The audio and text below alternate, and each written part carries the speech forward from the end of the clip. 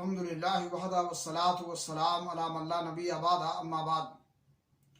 اسلامی بھائیوں، کامیابی و ناکامی کے پرکھنے کا معیار لوگوں میں مختلف ہے، لیکن حقیقت میں کامیابی آخرت میں اللہ کی رحمت اور اس کی مغفرت سے شائع ہونا ہے، اور اللہ کی رحمت کا حصول کا ذریعہ صرف اور صرف اسلام ہے۔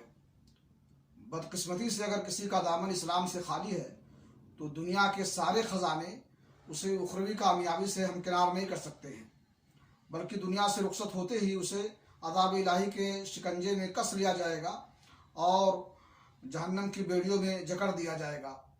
اسی طرح سے روزمرہ کی ضروریات کے مطابق کسی کو روزی مل جائے اور اس پر وہ قانع ہو جائے تو یہ بھی دنیا میں امن و سکون کا باعث ہے۔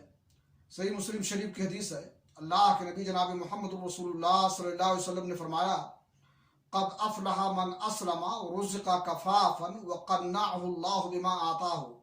یقیناً وہ شخص کامیاب ہو گیا جس کو اسلام کی توفیق مل گئی اور اسلام اس نے قبول کر لیا، اور اس کو گزر بسر کے لیے روزی ملی جس پر وہ قناعت کرنے لگا اور قناعت پسند ہو گیا۔